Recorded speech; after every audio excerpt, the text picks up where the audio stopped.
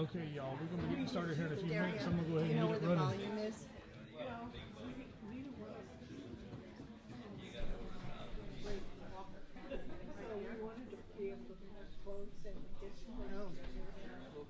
So it should be raised. The volume should be fine. They complained. They asked. Who did? They asked. Bob asked. Yeah, Bob thought he was a little low. Test. Testing. It's good over here. That the video cameras can pick up this volume. You're confirmed. Sounds good over here. What about the other one? Just that one's Do you on. think it's okay? Yeah. Okay. Mine's on the burner, yes, ma'am. So test it wrong that one. So look, that's on. Sure. Test 1, 2. All right, sounds good. Look at that, it'll make you say enough, I'll say something.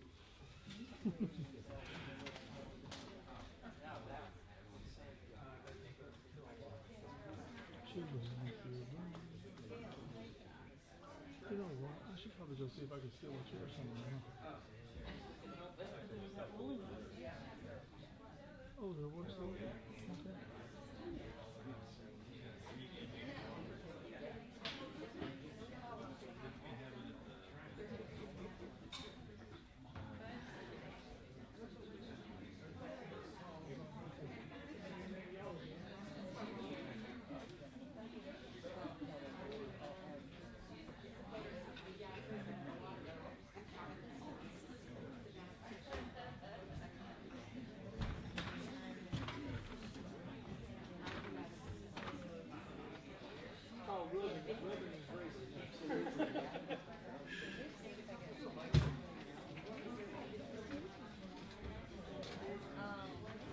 Are the mics on in the back room?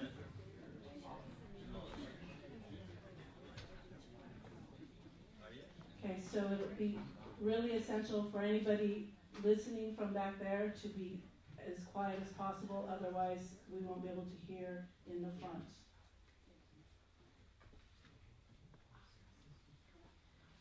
We'll be beginning in about 1 minute.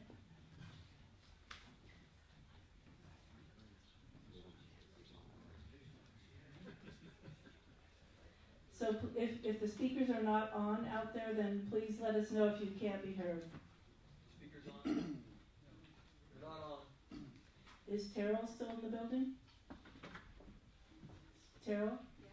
Could we try the speakers back there? There's a button that says lobby speakers on the little remote thing. So I'll have to disturb everybody again.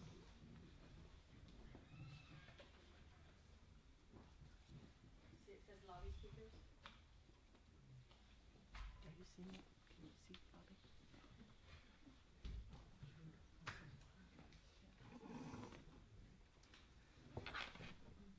Is it on the screen or on the controller? Yeah, it's on the screen on the right. Oh, it's on the screen. Oh. The screen was off, sorry.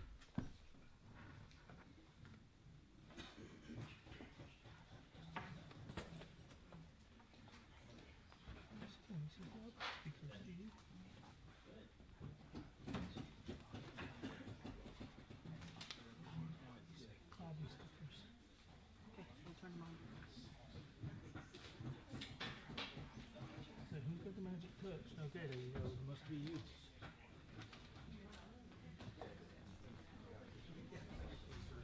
Are the lobby speakers on? Yes. Okay, then before I begin, I'm going to repeat that every sound that's made in the lobby will really echo out here, so please hold down the chatter and such. Okay, so good evening and welcome to the Yuba Sutter Chamber of Commerce and Appeal Democrats Election Forum for Sutter County for District 3. District 3 candidates are Paul Basi, Bert and Mike Zigenmeyer. District 2 Supervisor Dan Flores will join us for a statement after this forum. And then at 7 o'clock, the Sutter County Superintendent candidates will be here presiding for the forum. My name is Daria Ali. I'm a member of the Election Forum Committee of the Chamber's Governmental Affairs Committee. Future forums are scheduled for May 2nd for the primaries, and that is the Sutter County DA and Sutter County Sheriff forums. Our moderators tonight are Steve Miller, editor for the Appeal Democrat, and Bob Harlan, executive director of the Yuba Sutter United Way. The Government Affairs Committee members for this forum are Dale Eiler, Bill Lloyd, who is the chair, Jackie Lee, who is our timekeeper, Amy Hill Carter, Margaret Fernandez. Bob and Steve have donated many hours to determine the issues pertinent to Sutter County and bring you tonight's forum. At this point, I'm going to turn over to our moderators, Steve Miller and Bob Harlan. Well, good evening. Thank you all for being here this evening and hearing from our candidates. I believe this is, having done this since 1988, every 2 years, this is an incredible opportunity to get to know the candidates a little bit more. Obviously, we don't have a lot of time to get to know their positions in depth. And in this format, we only have time for about 10 questions, unless they answer questions more quickly, and we can squeeze another one in. But it does give you some ideas, and also please talk to the candidates afterwards. We'll have a 10-minute break between forums, a chance for you to ask them further questions and get to know them. Well, we have a few housekeeping things to go over. First, this evening's forums are being broadcast live on the Appeal Democrat Facebook page, and they will remain on their Facebook page under the video tab until the elections. We also have another camera here, and that's with It's Yuba City and More Facebook page. And again, that's live tonight and will be up through the election as well. Second, questions from the audience would be considered only if they're questions equally directed to both candidates. Third, we've received 22 questions, actually 23 now, in advance from the Forum Committee, from readers of the Appeal Democrat, and from the audience. And as I mentioned, we only have time to answer about 10, so we'll do the best we can. So please, if your question isn't asked, please don't be offended. Fourth, candidates, good evening. Jackie is here. She's our timekeeper, and she's going to hold up 3 signs. And it's pretty much the same 3 signs you saw at the Republican event last week. One is 30 seconds, one is 15 seconds, and finally this one says time's up. Is that correct? Yes. Okay. So please try to abide by those, and that'll make things fair and smooth for the evening. Each candidate will have up to 1 minute to answer each question. The first person to answer a question will be rotated with each question asked. And the person answering the question first will have the opportunity to rebut or add to their answer. And again, that's a 30-second rebuttal. So with that said, we'll go ahead and start. Yeah, one more thing. Please hold your applause. If you feel like applauding during the event, please hold that to the end. We'd appreciate that. We'll start with our opening statement, and our first opening statement will be Mike Zigenmeyer. Hi, I'd like to introduce myself. I'm Mike Zigenmeyer. I'm running for District 3 Supervisor of Sutter County. I want to thank each and every one of you for coming out tonight and bypassing the NFL draft. It's really kind of you. Special thanks to the Chamber of Commerce, Appeal Democrat, for putting on this forum tonight. Thank you. I've been married to my wife for 10 years. I have 3 amazing children. Dhillon's 2.5, Laney's 7, Gwenny's 9. I was born and raised here. My kids are going to be born and raised here. I absolutely love Sutter County. My family has owned and operated Sweeco products in Sutter County since 1946. We've also owned and operated 5-Star Equipment Rental since 2014. Sweeco Products is an agriculture manufacturing business, so we have a pretty good understanding of how much agriculture means to our economy and how much it drives it. Really proud of that. My father was one of the original founders of the Sutter Volunteer Fire Department. With that being said, he installed in us at an early age in how important it is to give back to your community and invest in your community. I am currently on the Britain School Board, the Sutter Area Little League Board, the Sutter Yuba Community Foundation Board, and the Sutter Youth Organization Foundation Board, and an alternate on the Rice Commission Board. I have been volunteering in Sutter County since I was 15 years old, and I absolutely love this community, and I want to preserve it. I want to make it safer for our children and future generations for years to come, and I would appreciate your support. Thank you very much. Thank you. Paul Basi, you have 2 minutes for your opening statement. Thanks, Bob. Thank you to the Chamber of Commerce, the Appeal Democrat, and everybody here in the audience tonight, and all the viewers that are at home watching this on Facebook or whatever the live feed is. So anyways, my name is Paul Basi, born and raised here in Sutter County, grew up in the south part off of Berry Road. I attended Berry Elementary School, Yuba City High School, Yuba College, California State University of Chico, and also Chapman University, where I obtained my administrative degree there. I am proudly married, been married for 24 years. My wife is currently the director at Sutter County One Stop. I have 2 children. My son is in San Diego studying engineering, and my daughter has finished her undergraduate and is getting ready to enroll in law school this coming fall. My dad, who's sitting back there in the crowd, also lives with me, and unfortunately my mom passed away a few years ago, so we take care of my pops. And I currently own and operate a national staffing and employment agency, essentially where we help individuals find work and jobs. And I also am a small farmer. I'm involved in the community quite extensively. I volunteer in many service clubs and also hold many positions as on leadership boards as well. And most importantly, I've been a planning commissioner serving District 3 for almost 12 years, where I have learned all the ropes and know what it takes to become a supervisor in Sutter County. Thank you. Thank you, Paul. And Bert, you have up to 2 minutes for your opening statement. I'd like to thank the Chamber and the Appeal for hosting this forum tonight. My name is Bert Manuel. My slogan is homegrown and can't be owned. I'm a lifelong Sutter County resident, a 3rd-generation farmer. I farm rice and walnuts near the Sutter Buttes. Farming is truly the backbone of Sutter County's economy. During the recent recession, we saw how everything else can go away, but farming remains our major base of revenue for the county. We need elected leaders who understand how to run a large business and understand agriculture and the huge impact it can have on growing of our economy. Running a successful farming operation, I deal with budgets, HR, marketing, contract negotiations, and dozens of government permitting offices. I want to use my experience to help Sutter County thrive again. I'm the past chairman of the California Rice Research Foundation, past member of the USA Rice Council, current board member of the California Rice Commission, the 20-year director of the Rice Research Board. I've been married to Danny for 23 years. We have 2 children, Olivia and Dino.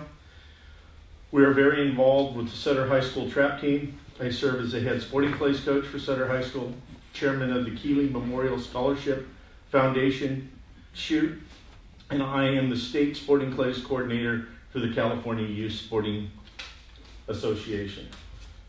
I'd be honored to have your vote on June 5th, and remember, Bert Manuel for supervisor. I'm homegrown and I cannot be owned.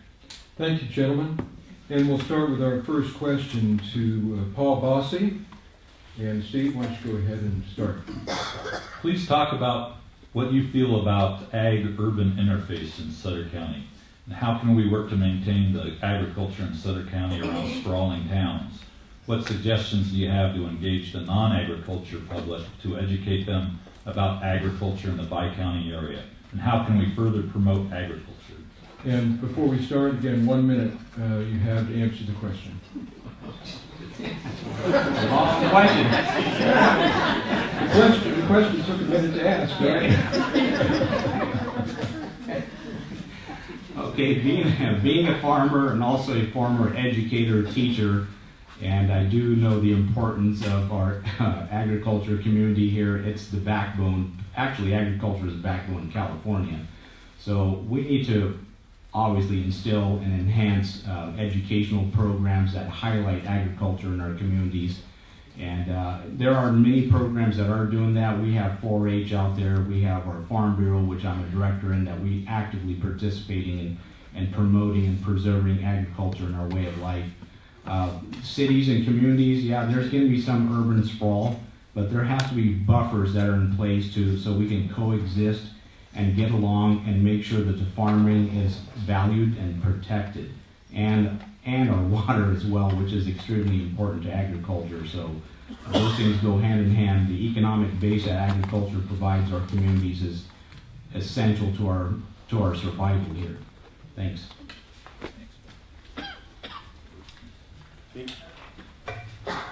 Well, the one thing about agriculture, it is a backbone, and what we need to do is develop inside the sphere of influence of Yuba City and leave the outside boundaries to farming. Farming pays, I shouldn't say farming, but land taxes pay for the county and most county services. So it's necessary that we preserve agriculture at all costs unless we can find different revenues for revenue, which would be businesses that probably deal with ag, because California is not a business-friendly state. So as a person that lives on the outside of town, right at the edge, we have to learn to live with farming. There's got to be a give and a take for everybody, and farmers need to work with the urban people so we don't dust them out, we don't spray on them. We have to be cognizant of everybody in our community. Well, preserving ag ground. Last year, our supervisors voted to give up ag ground in Sutter. The people did not want to give it up. We voted, we went to every meeting and we voiced our opinion. We wanted to keep the ground agriculture. We did not want to change it to commercial. 99% of the people said we wanted agriculture, yet they voted to convert it to commercial. We were blown away. That's one of the reasons why I'm running for supervisor, because we need a supervisor who is going to listen to the people and fight for the people for what they want.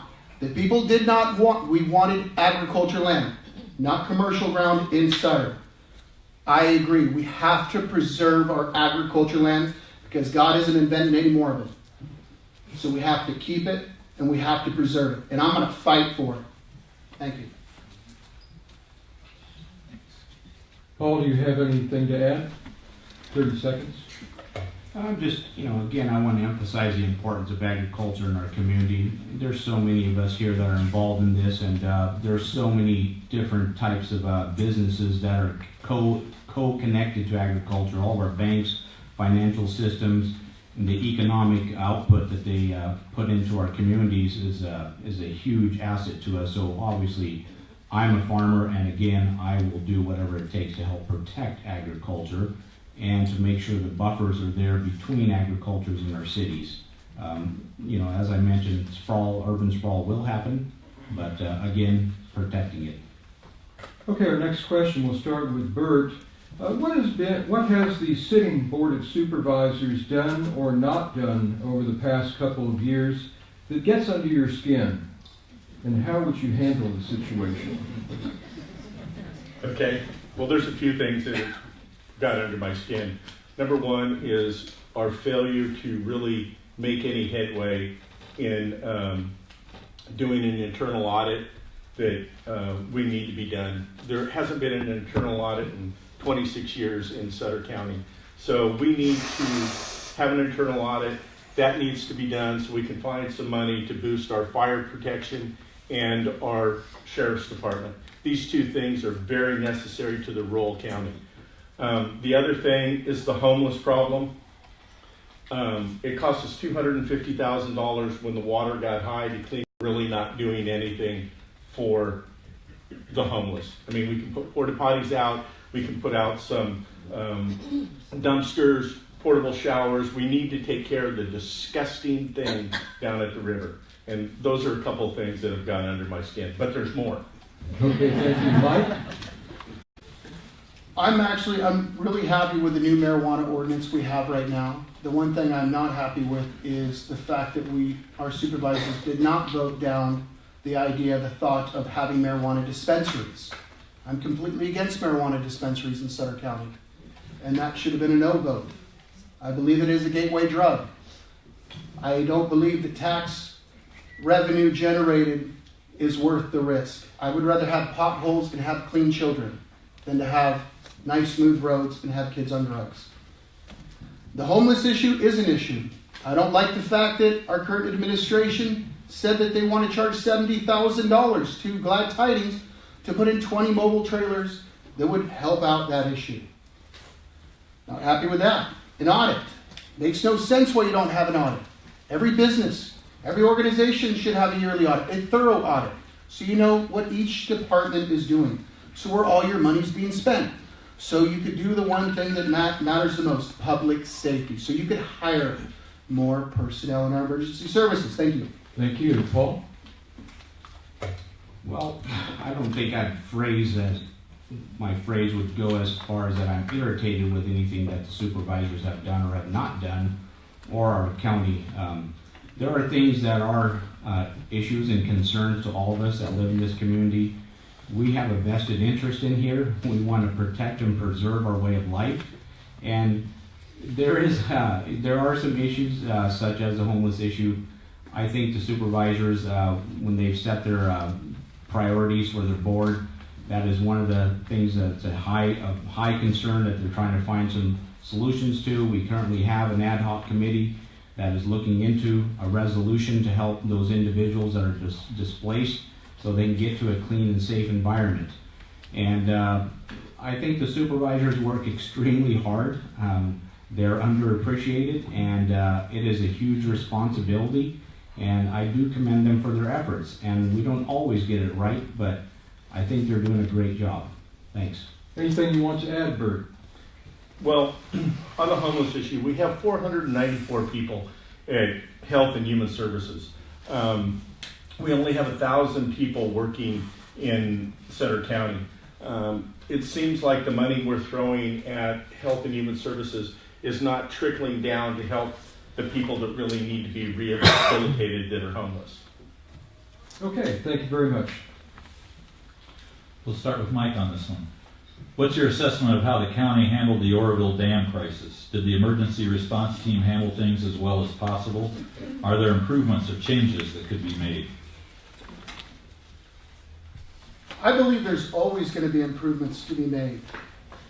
I believe working with all the departments, working with DWR, and really sitting down and to figure out how to organize a better strategy of exit. It took 4 hours to get from Yuba City to Sutter. 4 hours. That's unheard of. So, yes, it was a mess, and we need to work together on a plan that's going to be more safe for our community and our children to evacuate.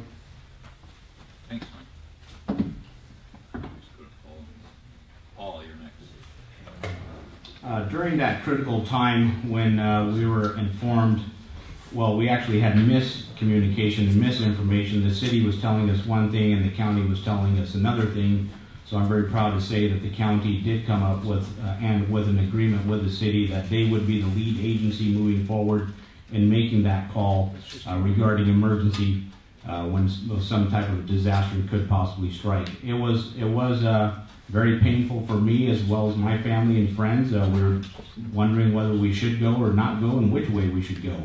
And so now I'm very thankful that the county has, along with the Office of Emergency Services, have come up with an escape route, trying to direct traffic out of here safely, but also doing it in the daytime, not doing it at night in the dark.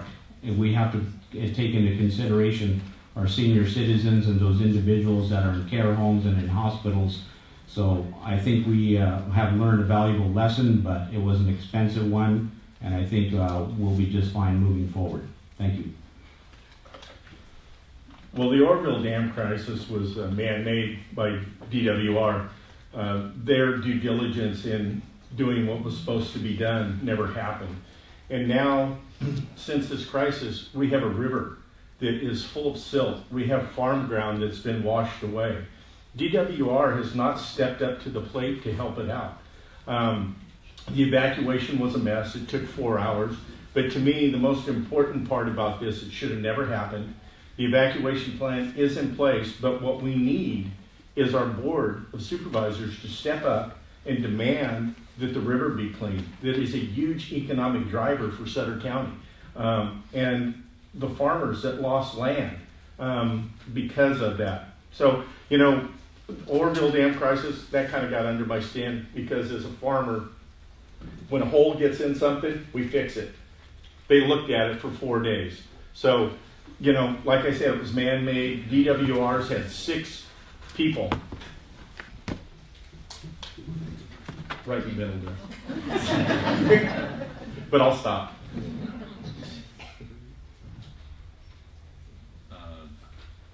Mike, do you want to take another 30 seconds? Yeah, you know, no one talks about the businesses that had to shut down. How much lost revenue. That was huge. This was a crisis. This could have been a very, very, very huge crisis, and luckily it wasn't. And we have to take this and we have to learn from it, because this could have devastated. It just could have been a huge devastation. And I feel bad for all the businesses that had to shut down. My business was shut down for 3 days in Sutter because we didn't know if the fire department was going to take over our facilities. And the loitering that happened in Yuba City, there was a lot of break-ins. Okay, we'll start with Paul on the next question. The Dollar General store was put in Sutter with significant opposition. The board thought it was good for business, but many residents in Sutter didn't want it. Are you going to listen to the people? I actually have demonstrated that already for that project. Many of the people in Sutter, a majority of the people in Sutter, were very vocal and were very opposed to that project. And I did listen to the community at that time. I was the chairman of the Planning Commission, and I strongly opposed that building going into Sutter. I did meet with those individuals that were proponents of the project, the developers, and to me, they just didn't seem very transparent. I felt that they were blowing smoke and telling me something, that was just full of bull, basically, and I didn't buy it. And so I too strongly opposed it, and I don't think there's still people. I've been walking in Sutter practically every weekend, talking to the community there, and they're still very, very unhappy about that project. Bert? Well, I guess the main point of your question was, will I listen to the people? My phone number is 530-870-2137. Write it down, call me, talk to me, because being a farmer, communication is one of the only lines that we have. As far as the Dollar General store goes, that was decided by the Planning Commission and the board that went out there. They thought it was in the best interest to put it there. They're looking at revenue and tax dollars, but the main question is, I'm a farmer 24/7, so I'm available 24/7. If you'd like to talk to me, you call me. My door is always open, and my phone, I will always answer. So yes, I will listen to the people. Mike? I went to every meeting for the Dollar General, the Planning Commission meetings, the Supervisor meetings. Overwhelmingly, at every meeting, 99% of the people there, except one person, wanted the Dollar General. That blew me away. That told me that our local government was not going to listen to the community. And that was wrong. That is why I'm running. Because I'm sick and tired of not having elected officials that are going to listen and fight on our behalf. That Dollar General, the zoning should have never happened. And it never should have been there. And I'm going to listen and I'm going to fight for your all. Thank you very much. Paul, anything you want to add? Yes, as far as accessibility to myself, I'm available at any time. My phone numbers are on the brochure. I actually have demonstrated my work ethic and my commitment already to the community. I'm out there as often as I can, knocking on doors, and I've literally knocked on hundreds of doors to listen and learn about what the community's concerns are, so then I can be effective in my job and represent you and be your voice. This is not about me, it's about us as a community to get things accomplished that we want to accomplish together. Okay, thank you. Thanks. For this question, we'll start with Bert.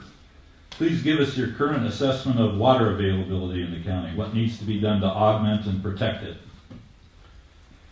Well, once again, you have to go back to DWR, who runs the Orville Dam. Our water mostly comes from the Orville Dam. Right now, they've mismanaged the dam again. They're only letting the dam get up to 830 feet this year. As farmers, we rely on water. I think as a city, they'll always come first. If there's a cut in water allocations, it will be with farmers. James Gallagher has introduced a bill just the day before yesterday when I was at the state capitol to put a third party in to take over Orville Dam. So that's a step in the right direction. I think a third party will have different eyes and a different view on how we're going to put our water into the state of California, and hopefully Metropolitan Water District won't have the big hammer. Mike? We are losing way too much valuable water down south. We need reservoirs. We need water storage badly. That's what's going to help our local agriculture economy right here, is water storage. When we get these drought years, those water storage is going to save us. We need to fight the good fight in Sacramento and continue, because we need all this water storage we can, and I believe James Gallagher is doing a heck of a job fighting for us on that site reservoir. Thank you. In 2008, I had the privilege to attend a water conference in Santa Rosa, California, and the highlight of that discussion was the hardships that California could face regarding water. And scientists at that point were recommending to the state of California that we need to be diligent in water storage. We need to really start thinking critically about what we're going to do to protect and preserve our water. Without water in California, no industry will survive, including obviously agriculture, but there will be nothing here. As we all know, weather patterns have changed significantly over the years.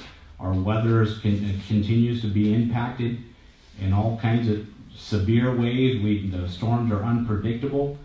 So the main thing that we need to do right now is we need to support Sykes Reservoir and or other water storage projects that are proposed in California. That is going to be the key to our survival and our livelihood. Bert, would you like another 30 seconds? Yeah, Sykes Reservoir is a project that hopefully will get built, but there's so much opposition to it. The problem that we have with water, fish come first, and we need to look at it on a humane basis that people come first. I don't want to decimate our ecosystem, but people need to come first, and we need people, leaders that will look for the water storage and for water for all communities. Mike, give us your current assessments of flood protection throughout Sutter County. What needs to be done? We know that the Sutter bypass is a problem. Also, work hasn't been completed in South County. We need to have, well, first of all, I believe we have a levee issue. And we're going to have a levee issue for years. We have miles upon miles of levees. Where does it end? One thing we need to look at is dredging. Having our rivers dredged. That's going to help out tremendously. But that's also a federal level. We need to talk with the people at the federal level and push them that we need to have our levees secure. We need to have our rivers dredged, because that right there is going to keep our community safe. And Sorry. Paul?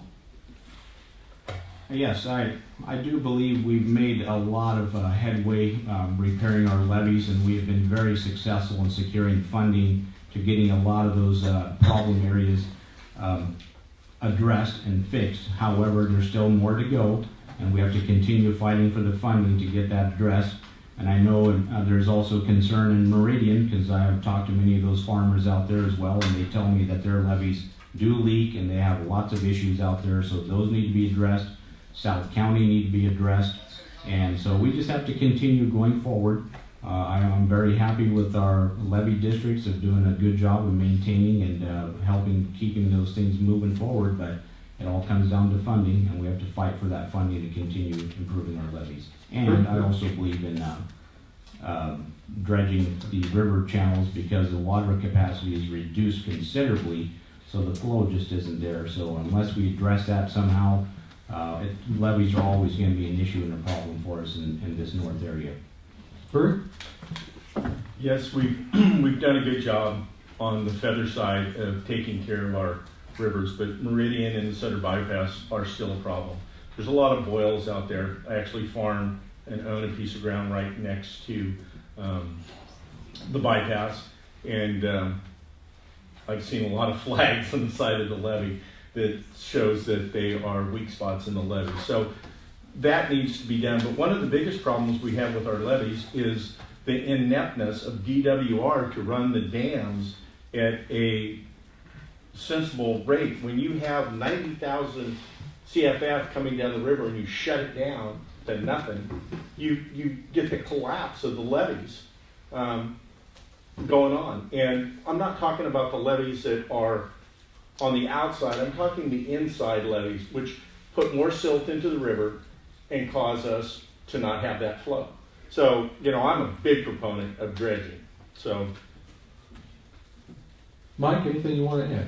As your elected official, it is our duty to push to have these levees repaired, to push to find the funding. That's what we're elected for. Public safety. We need to go down there and fight the good fight in Sacramento or Washington to find the funding to repair and continue to repair our levees. Okay, thank you. With this, I'm going to start with Paul. Here's a little message and a question from a reader. Sutter County fire stations may at times be staffed with one firefighter on duty. This is unacceptable. Are you for redirecting funds to the fire department? The fire department currently is in a unique situation because they're in their own fire assessment tax district, and the assessment has been the same for a number of years, and it's based upon square footage of buildings in that assessment district. So something is going to have to be done in order for to bring them up to par. They are underpaid, they are understaffed, and they are under-equipped. And it is a huge safety issue as well for those individuals that are putting their lives at risk every day for us.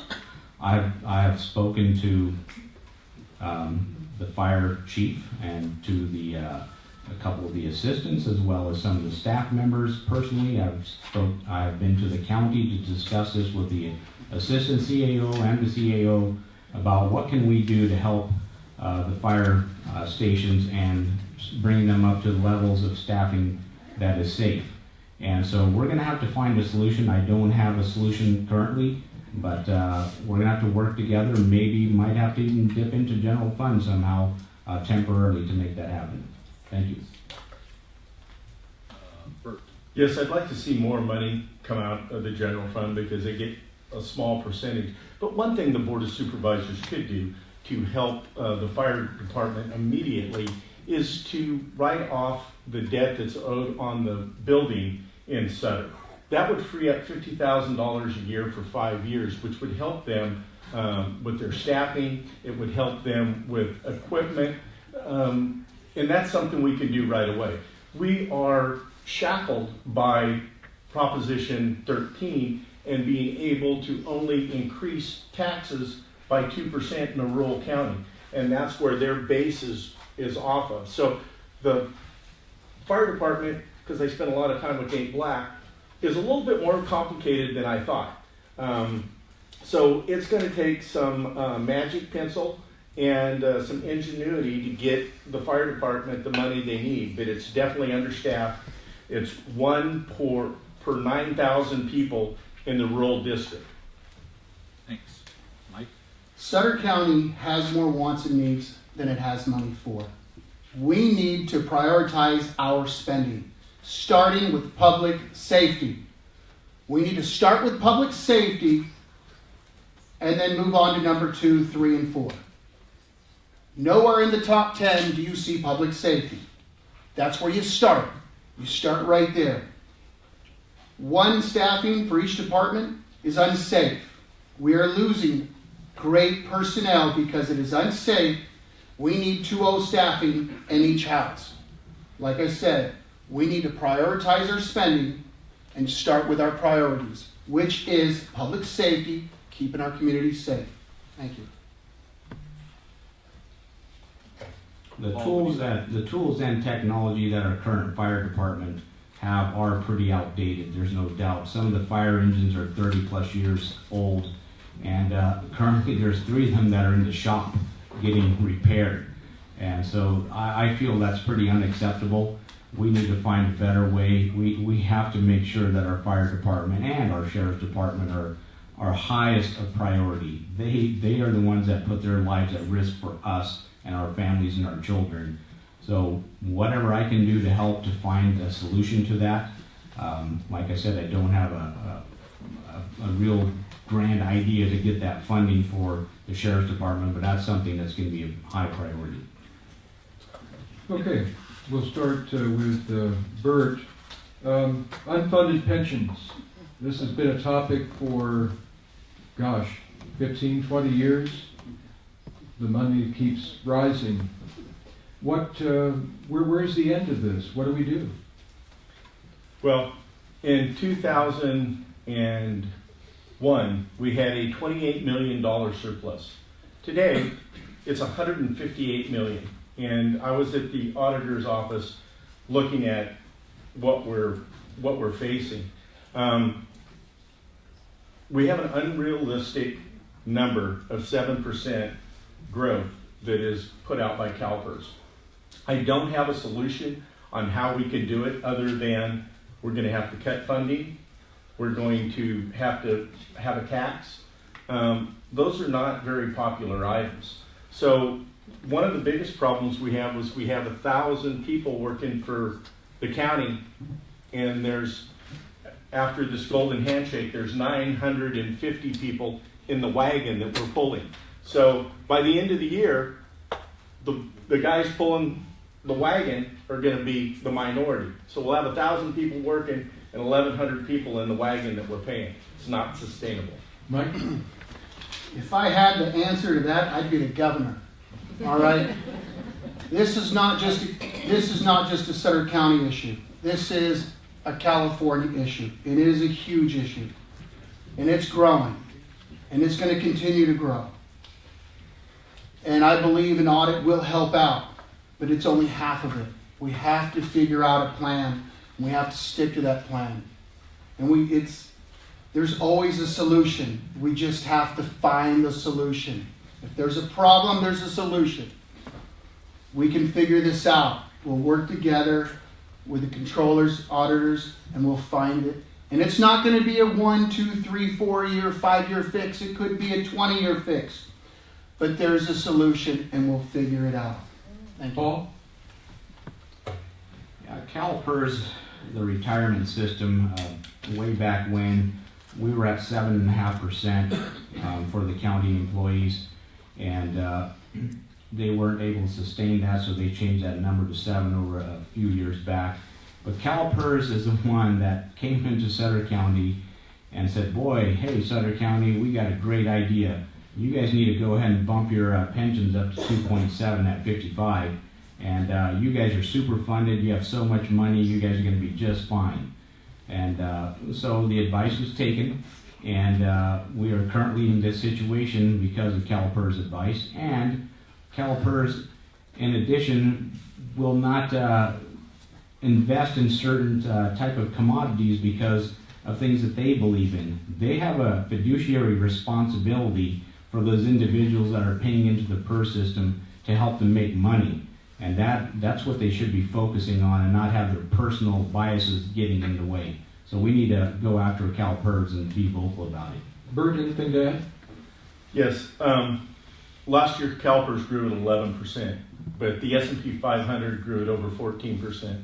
It's a 30% increase for our retirement people. The other thing is that Nate Black is doing a great job.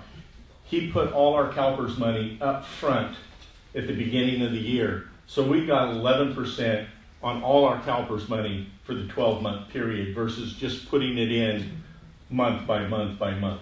So, thank you. This one will start with Mike. What's your vision for the future economic success of the district? Where do you see the future taking us? Is the future agricultural? Is the future recreational? Is the future industrial development? I believe it's all three. I believe economic development is huge for Sutter County. We have an ag ground. We have amazing commercial ground that is just sitting vacant. Let's do something with it. It's commercial ground. Let's lure these businesses here to Sutter County. Let's give them let's give them incentives, whether it be tax incentives, short term.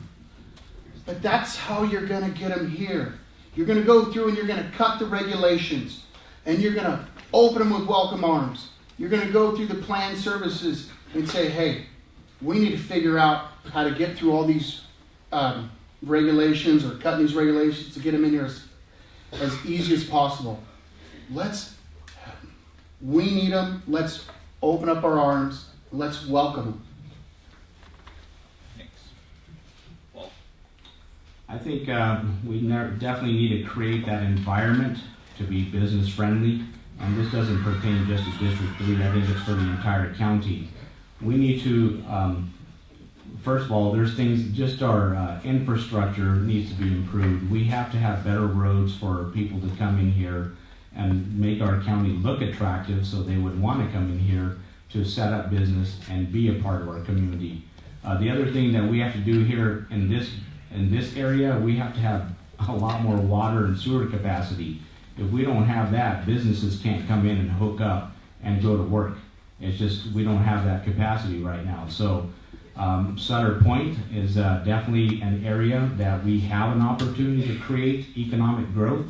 Economic growth in turn means more money to our community.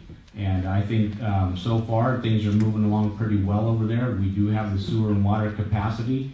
So in I think in the very near future, that place will be up and running. And I'm looking forward to it.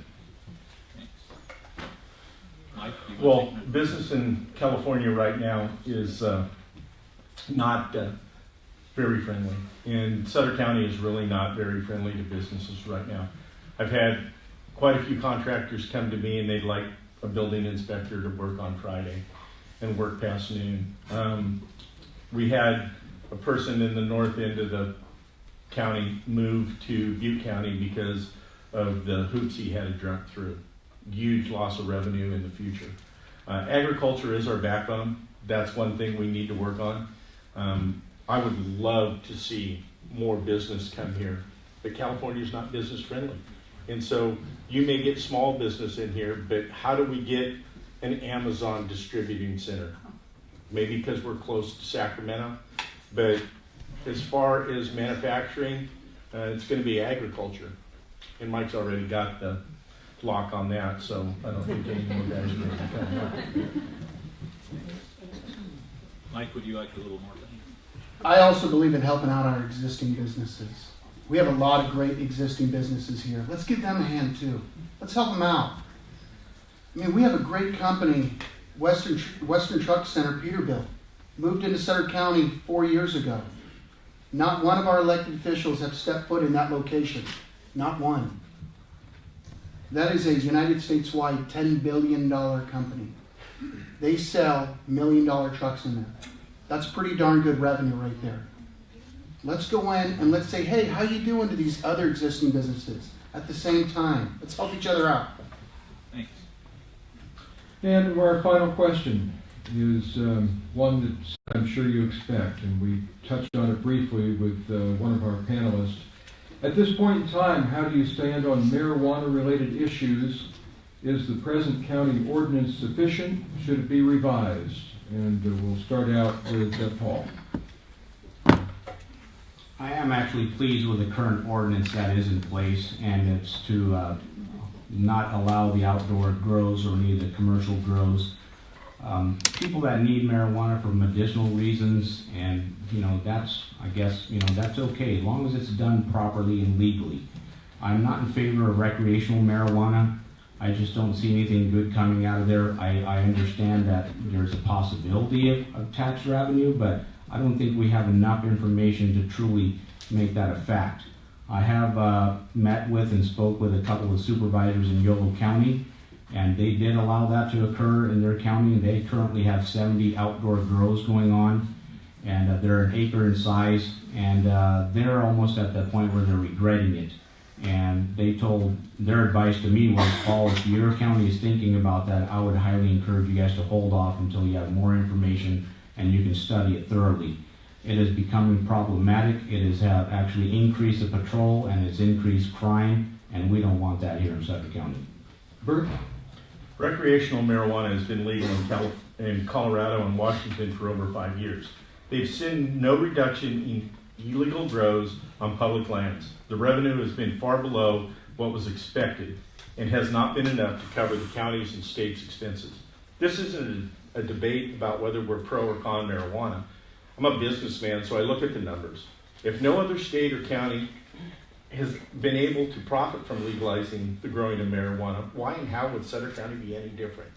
I will continue to vote against all outdoor growing of marijuana until we have hard, solid evidence that the benefits and revenues will by far outweigh the damages and the costs to the county and our environment.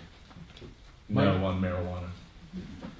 I am completely 100% against the recreational use of marijuana. And I believe, I do support the medicinal use, but I do believe it has gotten out of hand. It needs to be better regulated. It is so easy for our young people to go in and spend $100 to get a script. And it's very, very sad. I like our ordinance right now, where you cannot grow it within 130 feet and you have to be inside. I do like that. But I will always be against the recreational use. I believe it is a gateway drug. And even though California doesn't see it that way, I see it as a drug. Thank you. Paul, anything to add? As a parent and as a former teacher and educator, I just don't see anything good that's going to come out of recreational marijuana. I just don't think a junior or senior in high school that is out there experimenting in marijuana use is going to help them become a better student and excel at further levels. I just don't see that happening, and that's why I'm opposed to it. Okay, thank you, gentlemen. We'll start our closing statements. You each have up to 90 seconds, and we'll start with Bert. So, hang on, I gotta get the statement.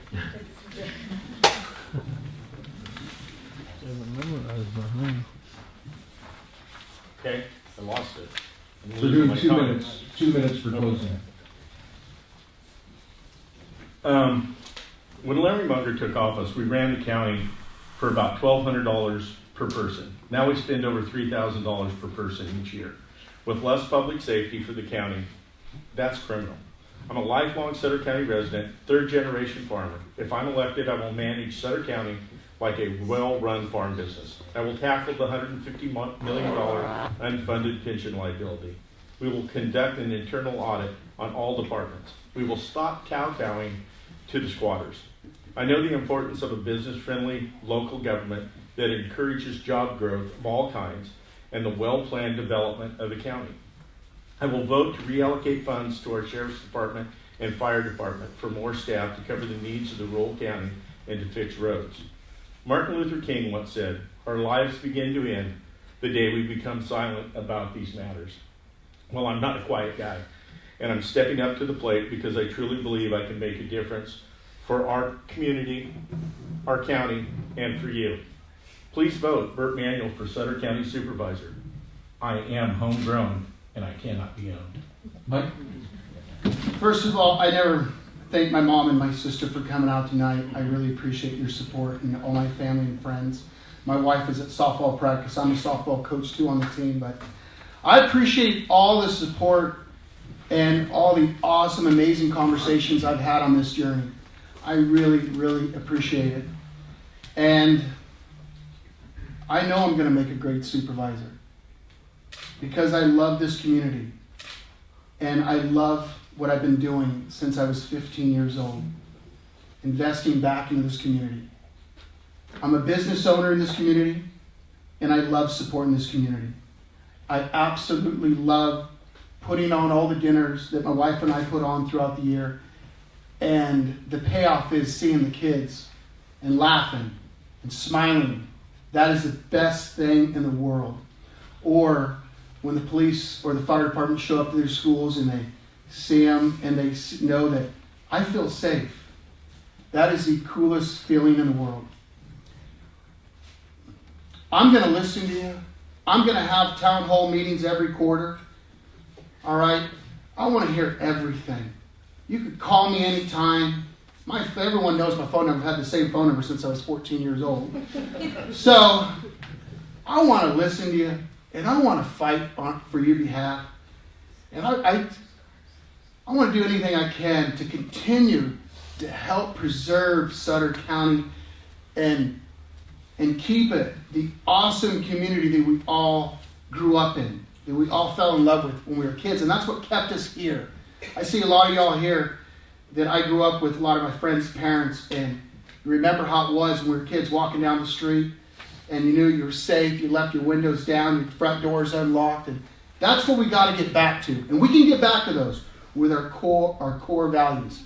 And that is public safety. And I appreciate each and every one of you, and I would be honored for your vote on June 5th. Thank you very much. Paul? Just living in this community, being born and raised here, this is a pretty darn awesome community. It's very welcome, very warm and we have so much diversity here.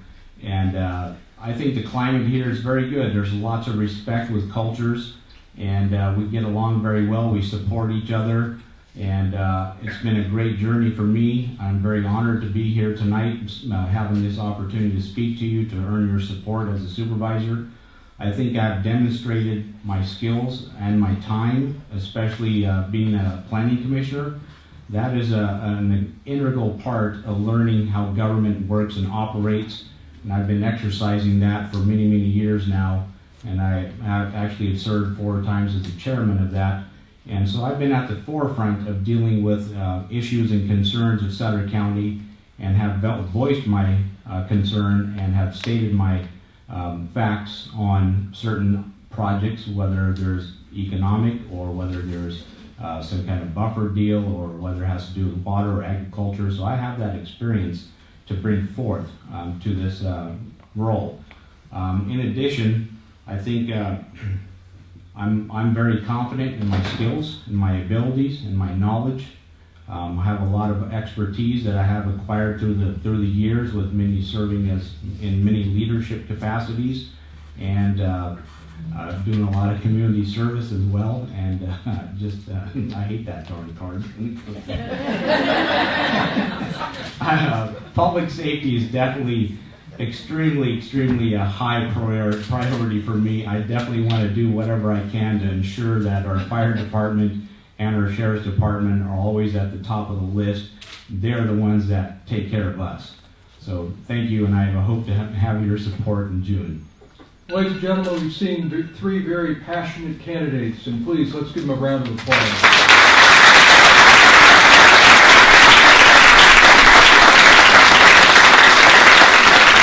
We're going to take about a 10-minute break, so coming up at about 7:06 or thereabouts, we'll hear a brief statement from Dan Flores, unopposed for re-election for District 2 Sutter County Supervisor, and then we'll go right on to the 3 candidates for Sutter County Superintendent of Schools. So, again, just about a 10-minute break, please.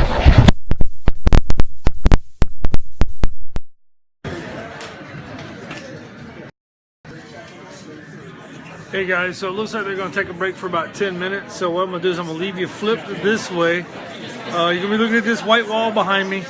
But I'm going to leave you flipped this way for now. And then as soon as they get ready to come back in, I'm going to get the microphone hooked back up and get you flipped the other direction so you guys can see the rest of what's going on. Alrighty? So just hang out, talk amongst yourselves, or go grab a bite to eat, grab something to drink, and come back.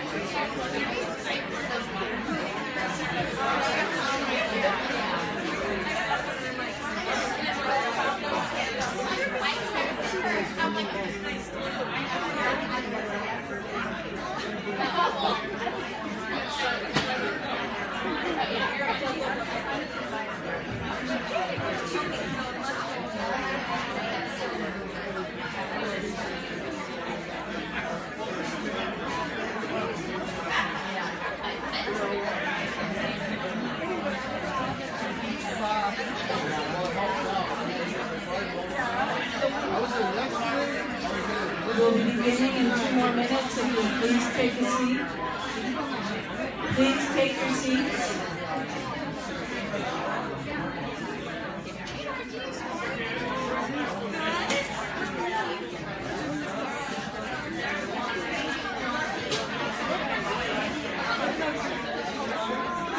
This might seem weird, but if I stay in there for like 10 minutes, if I leave, is that going to throw anything off? Okay, that's why I didn't want to. Thank you. And you can sit in the back and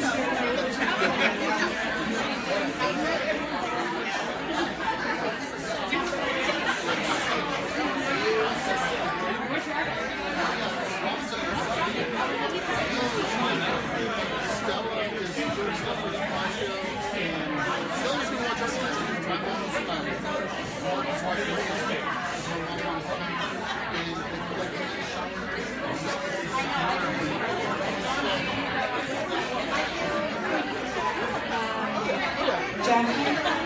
Jackie, should all of the candidates take a seat?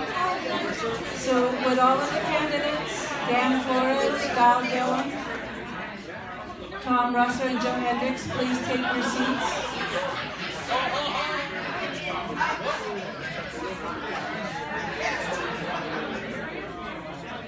We'll be starting in 30 seconds.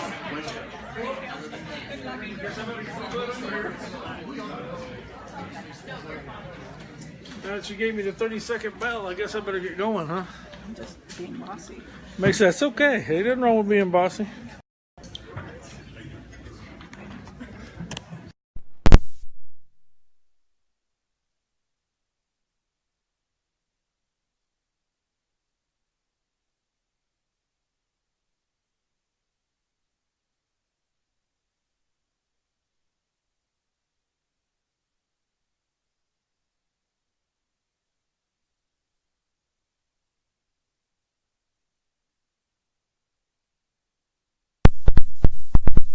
Sutter County. We'll begin this process with District 2 Supervisor Dan Flores, uncontested and yet here to make a statement to you, followed by Sutter County Superintendent of Schools candidates. My name is Daria Ali, and I'm a member of the Election Forum Committee of the Chamber's Government Affairs Committee.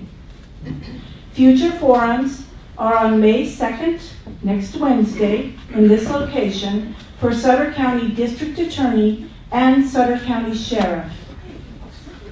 Our moderators this evening are Steve Miller, editor for the Appeal Democrat, and Bob Harlan, executive director of the Yuba Sutter United Way.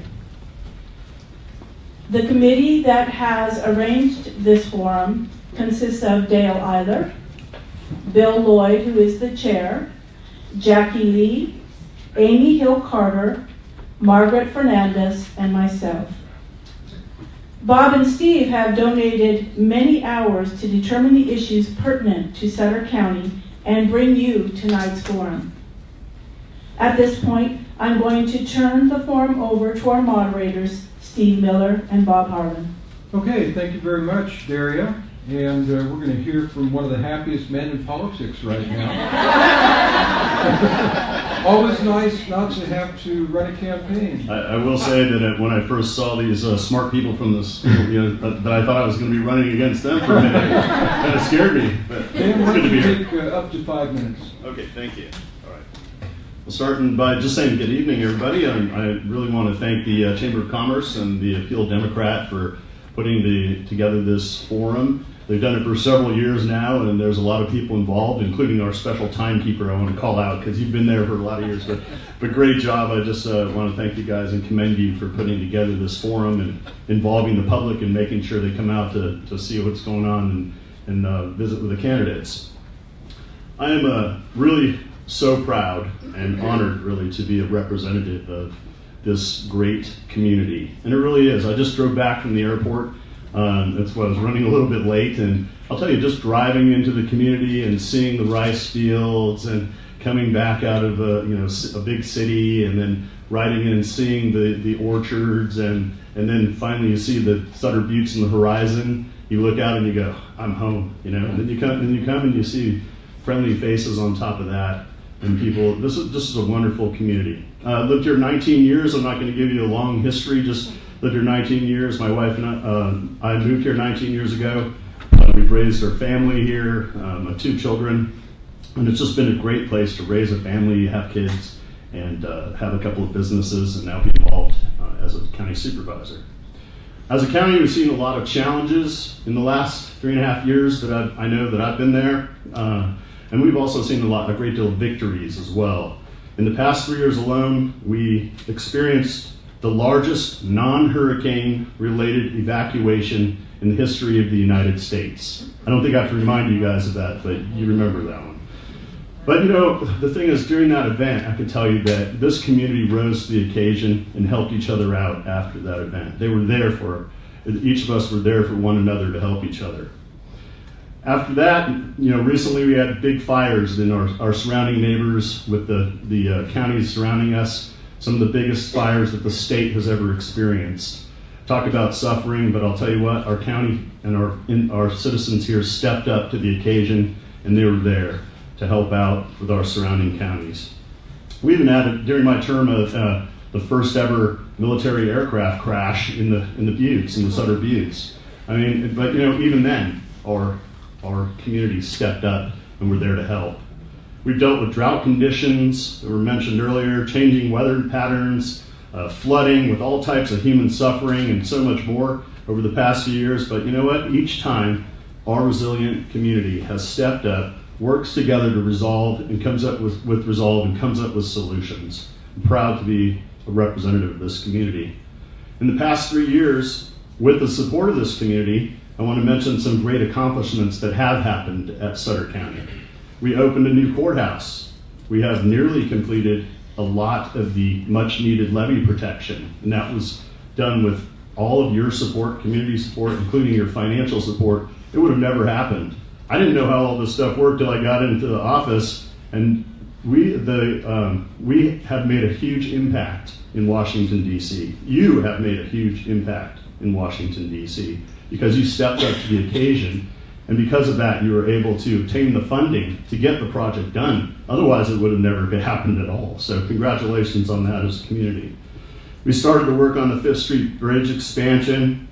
We began the expansion of the jail. We began the process of consolidating Sutter County into fewer buildings so we could increase efficiency. We have 30 buildings with just 1,000 employees. Well, we're going to bring that down, and we started the process already, and I'm really excited about that.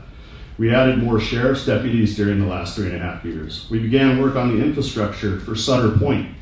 That was mentioned earlier. We began tackling the unfunded liability issue that was mentioned earlier. We have a lot to go, but we began tackling it, and we will be tackling it a lot more.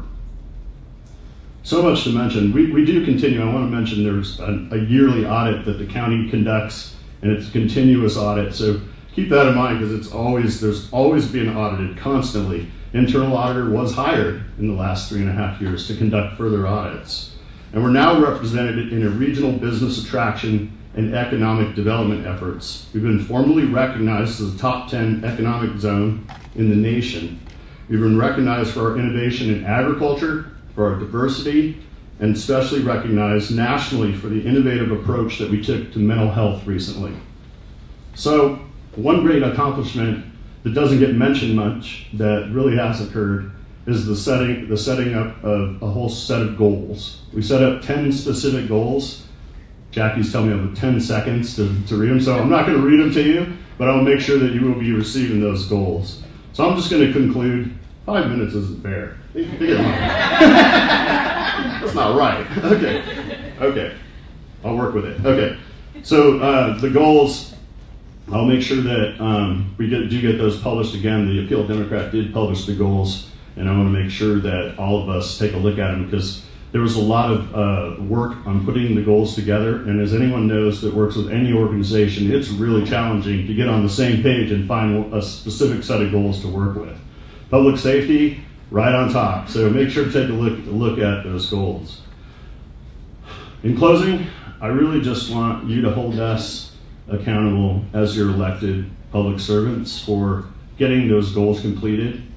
I want you to hold us accountable for the achievement of those goals. But beyond that, we need your help to make sure that you help us obtain those goals and reach it. And I want to thank each of you for being here tonight. And I'm going to encourage you on a couple of things. I want you to please choose wisely when you're voting. I want you to consider each person very carefully as you're voting. I want you to ask yourself, would you want those individuals to represent you at the state and federal level? Because we are out there regionally right now, and I want to make sure that the people we're with will represent you and represent us well at that level. And I want you to ask yourself, are they looking out for the best intentions of Sutter County first? Or they're holding Sutter County best intentions first? At the end of the day, the outcome of this election and the outcome of Sutter County as a whole, it really falls on your shoulders. So really, what happens next from this election and forward, it's really up to all of you. Okay, thank you. Thanks. Thank you.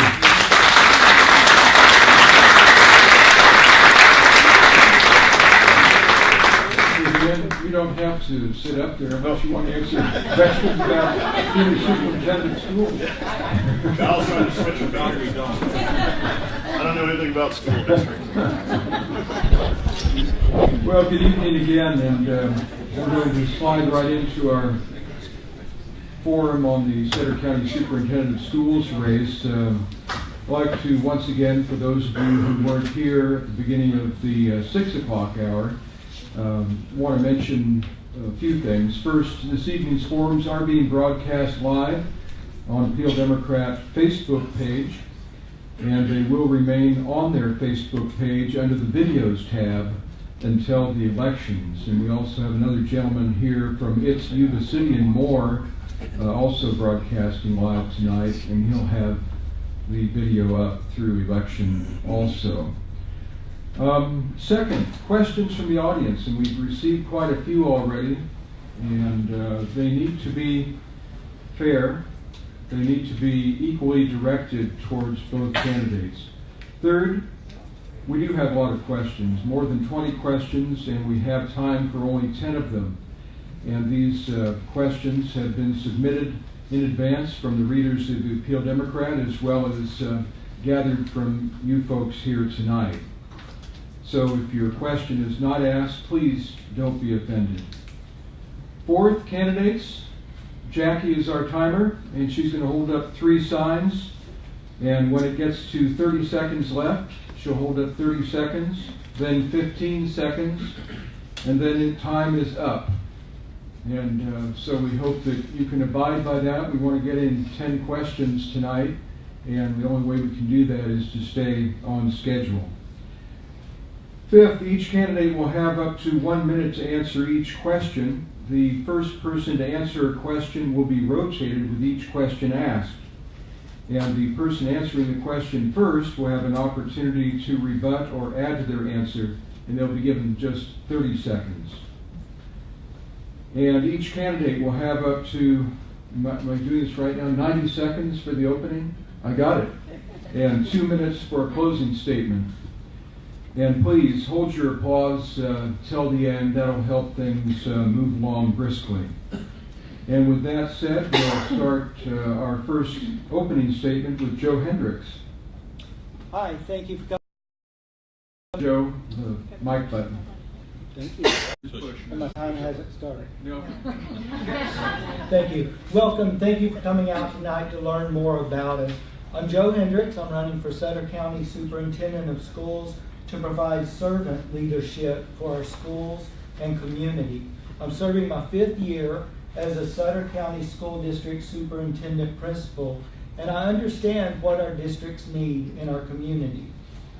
I'm in this race because our career education programs and school districts are being hit with cuts from the county office that we cannot afford.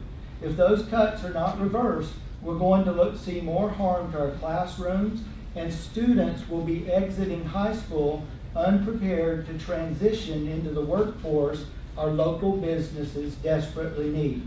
I ask that before you vote, you look carefully at each candidate's record, our core values, and our vision for the County Office of Education. Let me be clear where I'm coming from.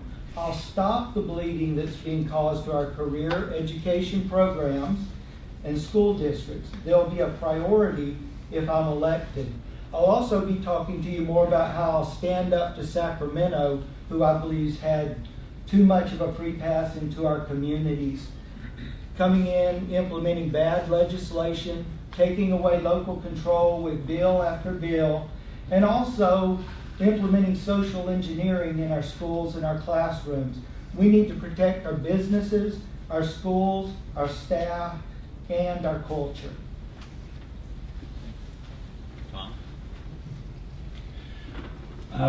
Thank you. My name is Tom Ruesser, and I'm also running for Superintendent of Schools for Sutter County. I've lived here my whole life. I have a wife, I have 4 children, and I have 2 grandchildren. All of my kids went to school here in Sutter County. I have served in districts in this county in the role of teacher, vice principal, teaching principal, middle school principal, superintendent principal, and I was the principal at River Valley High School for 8 years. As your next superintendent, I do have some items that I will address. One is school safety. I want our schools to be safe. I will work with districts. I will work with experts on school safety, and that's who I will go to because they know how to keep our schools safe. I will provide support to the 12 districts and 2 charter districts, 2 charter schools. They have limited staffs and limited budgets. They need our support. And finally, I will assess, evaluate, and strengthen programs that are offered by the Sutter County Office of Education. I will make sure that money that is being spent is spent as close to the classroom as possible. Thank you. Val? Good evening, everyone. Thank you, Yuba Sutter. Microphone. Good evening. Thank you, Yuba Sutter Chamber, for hosting this event. I'm Dr. Val Dhillon, your current Sutter County Superintendent of Schools, serving 22,000 local students. I'm proud to be the candidate with the most education, most experience, and most community service. My journey started when I arrived from India. I was 9 years old and didn't speak English. My parents came to this country because they wanted the best life for their children. In this country, if you are willing to work hard, you can be successful. I have almost 30 years of education experience. Before I was appointed your Sutter County Superintendent, I was a district superintendent in Shasta County. Before that, I was an elementary school principal at Rio del Oro and Plumas Lake. Before that, I was an assistant principal, teacher, and teacher's aide at Jerbuena School in Yuba City Unified. Education is very important to me. I truly believe that as a leader in this community, it is my job to make sure our students are either ready for college or career after the 12th grade.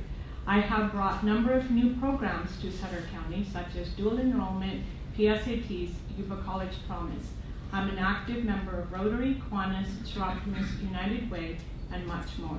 My husband, Suk, and I have been married for 29 years, and we have 2 children. My son will be graduating from medical school in June, and my daughter graduated and is law school bound. Thank you. Thank you, Val. And Steve will have the first question for our candidates. And Val, you get the first question. Lucky me. This question was submitted by a good, honest citizen. What did you do? A friend of mine. Here's the question. What does the superintendent of schools do? What does the department do in relation to the various school districts? Why should voters be concerned with this race? Great question. Sutter County's main job is to be the oversight on our 14 districts budget. Again, 12 public school, 2 charter. It is our job to be the oversight on that. The second thing is our local control funding formula, the LCAP. They have to have a plan, and our job is to work with the districts to oversee the plan, to make sure the money that is given to those students in the plan is used for that, and whatever goals that they have set for those students, to make sure those are happening. That is our big job. And why should public be interested in this race? Because these are your children, these are your schools, and in order for us to be held accountable, you need to know what's happening in your county. Thank you. So the Sutter County Superintendent of Schools serves the community, the kids who elect that person. The state will tell the county superintendent of schools there are mandated things that must be done, and they mention, but the core is they serve our community. There is discretion at the superintendent's office on what happens with funds that come into the county. So if you look at what the county office is required to do, and you look at the funding that comes into the county office, there's the opportunity to do more service to our schools and our kids. That's why I'm in the race, is to make sure that the funding and the services go to our schools, go to our kids, keep career education alive, and keep our small school districts alive. With the cuts that are coming in 6 to 8 years, we could see small school districts going away. And we can't have that.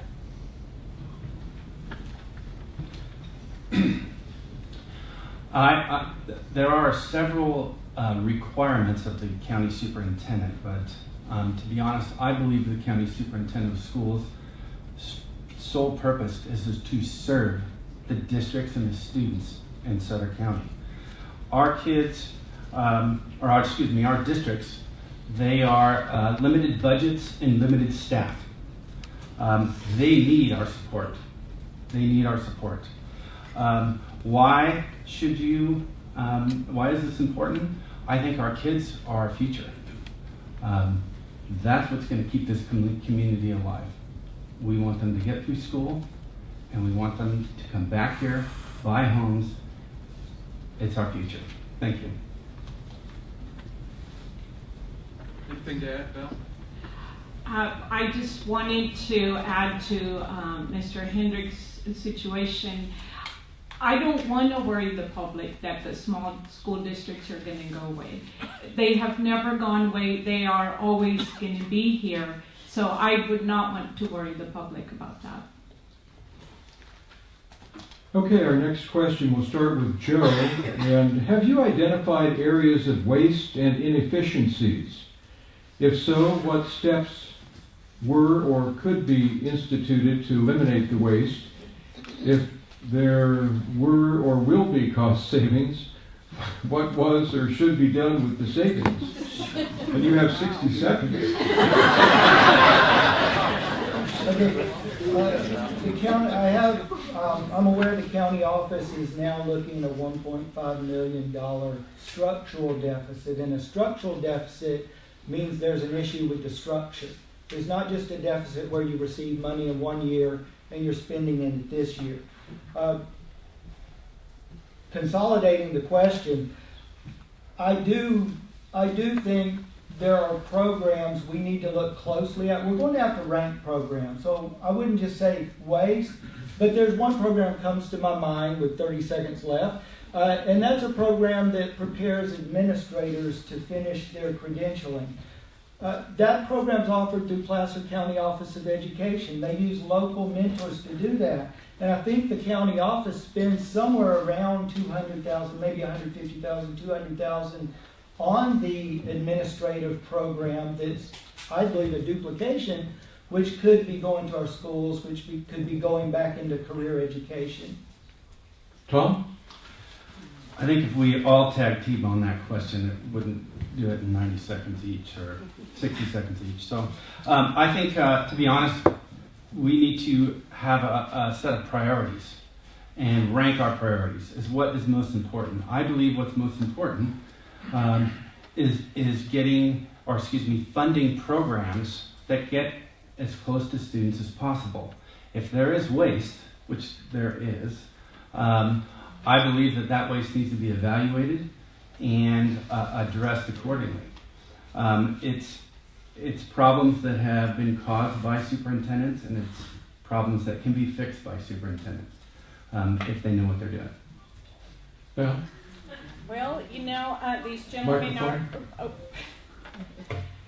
these gentlemen are right on some point that we need to have priorities set. So about 3 weeks ago, we did our strategic plan with input from our community stakeholders, our superintendents, our employees. We had 20 things that everybody sat down to rate.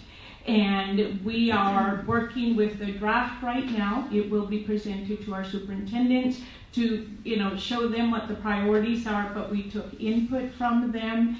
It was input from our community to help us figure out where the county is going to be next year, 5 years, 10 years from now. And I am somebody that looks at being fiscally prudent to make sure the money that we're spending goes to our students and not in other services. Joe, anything you want to add?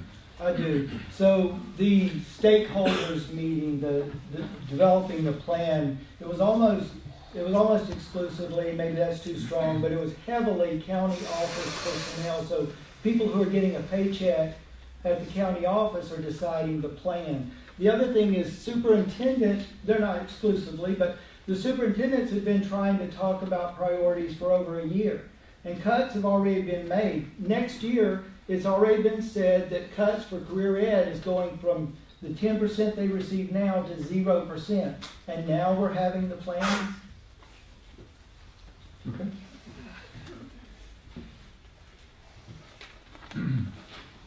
Bear with me, this is a bit of a long question, but a very important one. You have 60 seconds. Let's see if I can do this. As superintendent, one of your top priorities is ensuring that students are safe while in school. School shootings continue to occur at alarming rates. Many teachers and school officials are asking elected officials to consider gun safety measures in order to keep children safe. If elected, will you work with county and city officials to consider local ordinances that would decrease the likelihood of a school shooting happening in our community? What specific measures do you believe should be implemented to make our schools less susceptible? That's quite a question. Yes, school safety is a priority of mine. As I said in my opener, I will be working with community, districts, law enforcement, people who are experts at school safety. There has always been the notion of should we put guns in teachers' hands? I'm not really in favor of that, to be honest. I'm not. I believe that we should work with our professionals, work with the experts, potentially bring in retired police officers or retired military to help us out if that is one of the options that is available. 15 seconds. So I will do whatever it takes to make school safe. Thanks. Val? Safety is the foremost concern in my mind. So I have a three-pronged approach that I would like to bring in. Working with our community officials, I believe that first thing we need to have is mental health in our school systems, starting at a young age, so that way kids get that counseling right along with their parents. So when we start that real young, it takes care of that. Secondly, I do like Assemblyman Gallagher's bill. However, I would like some funding attached to that. That would, make it worth its while. And I have never thought about teachers carrying guns before all this, shooting and everything happening. But right now, I looked at the Sutter County CCW, what it requires. I want to be part of that conversation when we're sitting down. And the last thing I would like is our teachers to have different type of training. Before they were taught to, have the students lay down and that's it. Different ways to help them, train them differently so that way the students and the staff can be safe. Joe? One of the things I caught in the question was ordinances, local ordinance, and I think starting there skips a vital step in the processes. We're a local control state, and our local school districts have boards who are elected. The families need to be able to step in front of the school board and talk to them about this before it goes to someone else to say what's happening in all of the schools, because we are different. I support Gallagher's bill. It does provide funding because he's written it in such a way that makes it a mandate, and when the state mandates schools to do something, they're reimbursed for that cost. Yes, I'll work with the county, and I don't believe making a blanket statement will ever work. And for instance, if we say teachers should never carry guns, what about the troops to teachers program where we have Marines, Air Force, Army people who are in the classrooms now and who are probably better trained than some of our local law enforcement because that's what they're trained to do. So we need to talk about it and come up with a decision together. Thanks. Tom, would you like to rebut? Again, I want to be part of the process. I don't have all of the answers, but I want to be part of creating solutions. That's it. Thank you.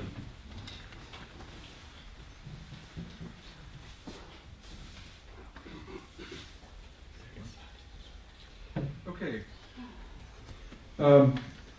Val, how would you protect parental rights, including the right to homeschool, to raise children in the faith of their parents, and protect the children from political indoctrination at school?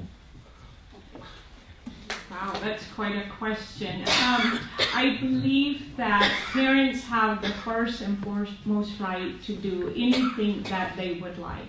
And as an education leader in this community, it is my job to support them, whether it be charter schools, whether they want to homeschool, and whatever they need help with is, finding a program that best meets their needs, or if it's, charter school coming into our county, if it can help our students, then we should be able to do anything for those families. So I believe that my job is to serve our community, whatever they need, I'm here for that.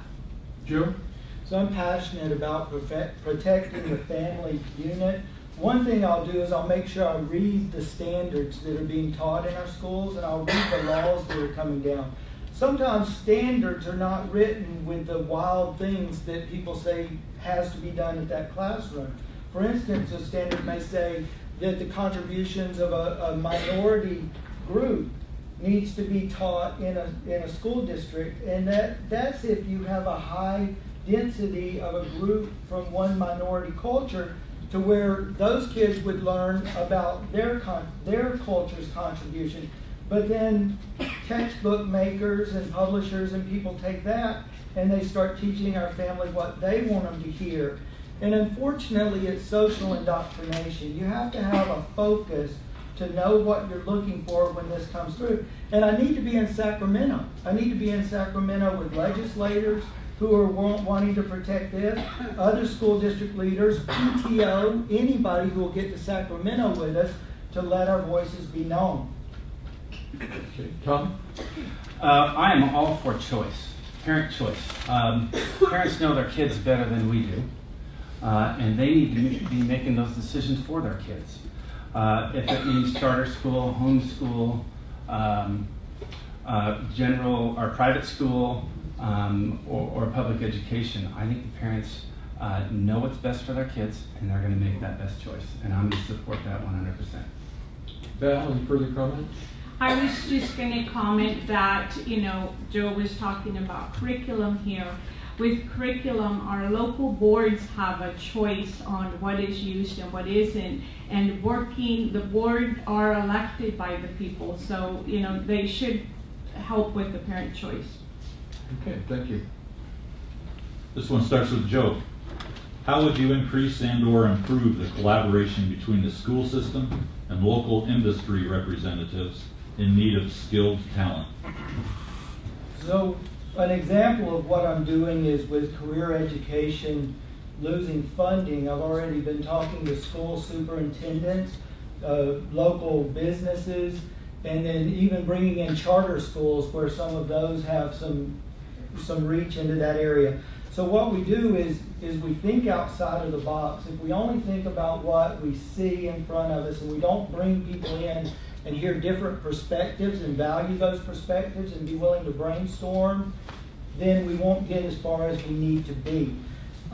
Regular meetings, supporting the people, bringing people together at times where they can be at the meetings, and just servant leadership.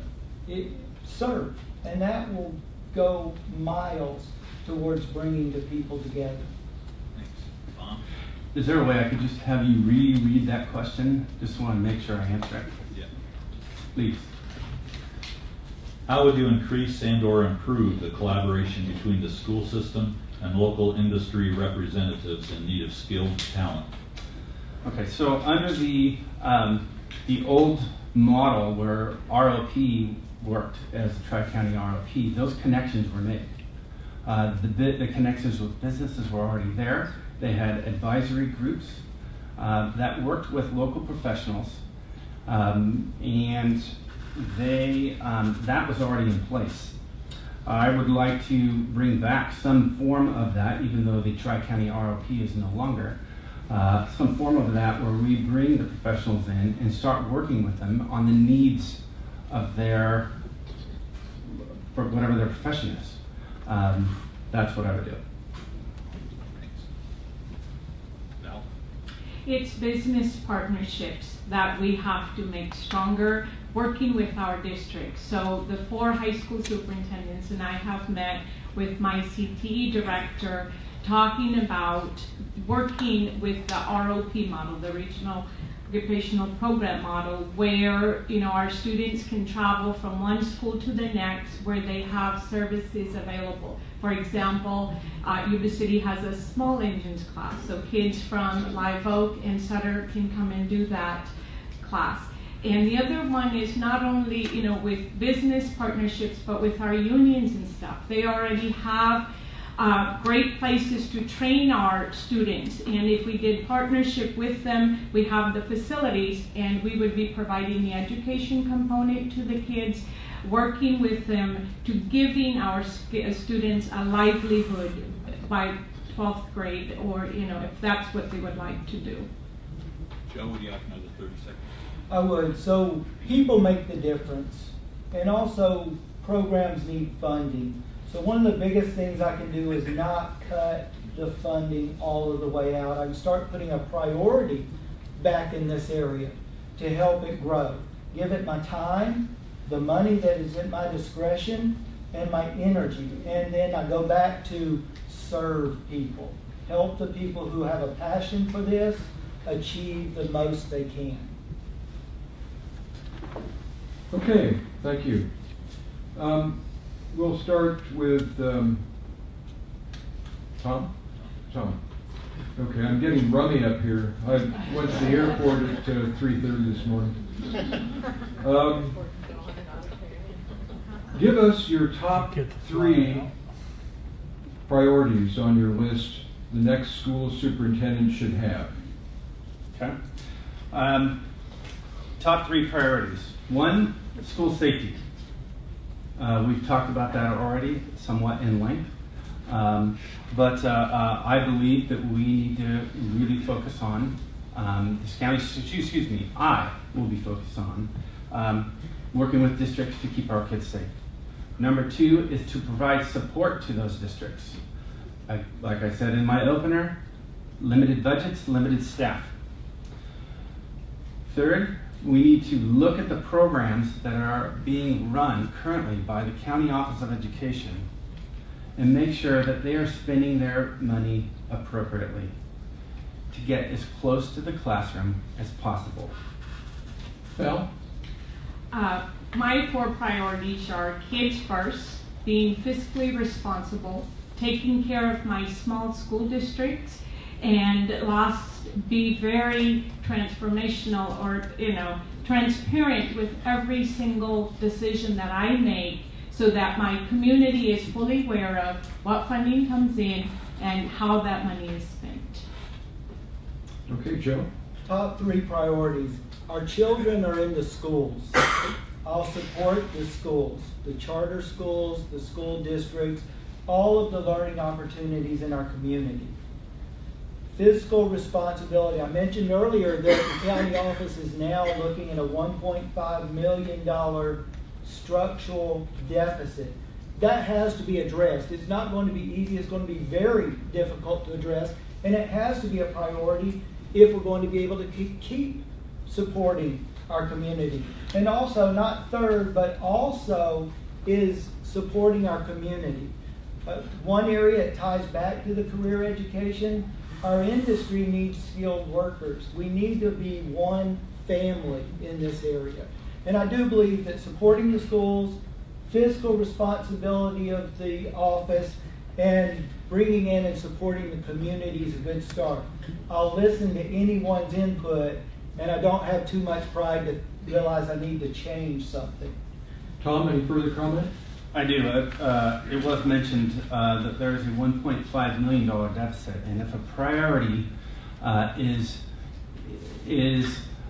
fiscal responsibility, it was really difficult for me to learn that just recently a 2% pay increase went to multiple groups within the County Office of Ed, retroactive back to July. I don't know if that's fiscally responsible or not. Do I have a chance to answer that? Not at this juncture. You can put it in your closing, Okay. put it in your closing statement if you want. Okay. This next question starts with Val. What are you going to do about employee safety? Personally, I have experienced being verbally assaulted by gang members who are under the influence of one or more substances while performing my past job. It's sad to say, but there are still employees going into homes in Yuba and Sutter County solo.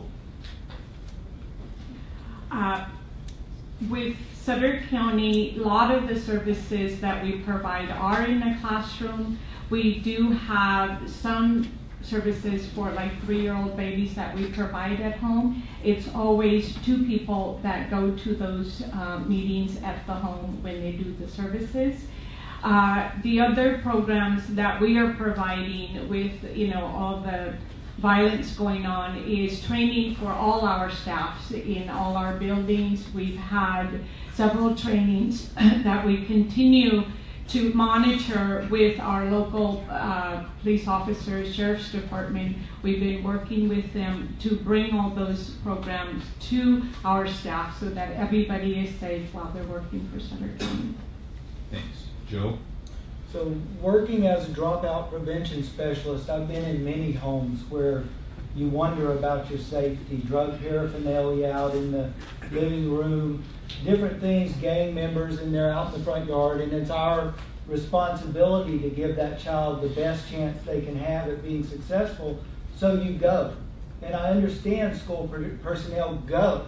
And we were able to have a collaboration with the probation department who went out with us. If there was a concern, we were able to have someone with us, someone who was deputized, a law enforcement officer. I think the thing I could do best is really get people in a room and talk about the issue and get people to work together with a solution. Because there are solutions. There are even the STARS program, the Retired Officers program, to where we can help our staff, our personnel be safe. Because we do go into some areas. I understand that. And that's what we can do. Thanks. Tom?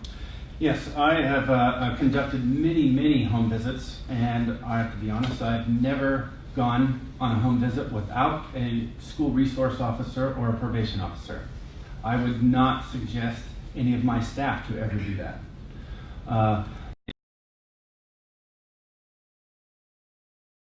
As does Yuba City Unified, actually I have a couple of them, and there are probation officers in the schools. I would suggest that no matter what, we just tie that loose end and make sure that as a policy. Thank you. Val, further comment?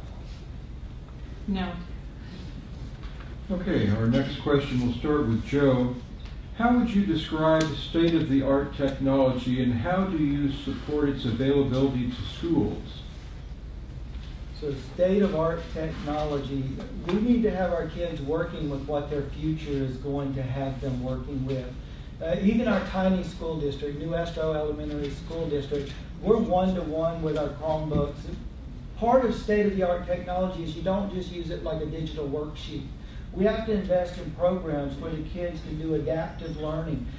And before I forget, we don't want them in front of the computers too long. There is a time where those are beneficial, but there's also time we need to be doing other things. So what I can do with schools is look at that. We've got to deal with the structural deficit, but look at getting more support back to our schools, getting a regionalized person to come out and provide support, because most of our school districts are small in this county. So we may need to collaborate together and bring in someone who can help support each of the small school districts in that. Tom? Yeah, that's an interesting phenomenon, because half of the time the kids in classrooms know more than the adults. They're very tech savvy. I actually had a student, shut down the Department of Ed through a lab at one of the high schools here. So state-of-the-art technology is expensive, it's costly. How do you keep up with it? It's money. Getting the right training for people to use it, having the right programs, not just in the schools, but even in the county office, because there are programs that the county office use, technology programs that have really nothing to do with school sites. So making sure that we can afford the training and the staff development for people to keep up with the needs of the economy and the community. Val? At Sutter County, we have a great technology department. We provide technology services to our small school districts, especially ones that are way out. And with that, we also provide training for all the employees on any new product that we're bringing in. And that way, we're all on the same page. With student technology, it is the age that we're living in. Chromebooks are great for now, but 3 years later, it's going to be new technology. How do we, at the county office, stay in front of that so that we can provide all those services to our students, our district employees, and everybody that needs that help? Joe, any further comment? Well, I would like to give you a question you could ask someone to learn more. You might ask your local small school district superintendent, principal, what technology support are you getting from the County Office of Education? Because there's not much coming in. I'd like to tell you about a story. When I got to New Estro, our computers wouldn't keep up to take the state test. It was our students. We went on YouTube and learned about how to make a computer work faster.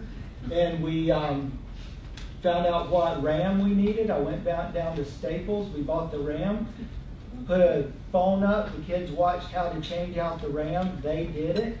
And you don't always have to buy everything new. You don't always have to get the latest thing a vendor's selling. We have to analyze what the kids need. We can't jump in the middle of the race and say, we need to go buy this or that. We got to one-to-one Chromebooks because we knew what we needed. This question starts with Tom, and I really am sorry you only get 60 seconds for this one. It's the second time you've done that to me. And this is a very honest question or two. Can you please explain what the heck Common Core is, what it does, if you think it's good or bad, or in between, or if there's a better way?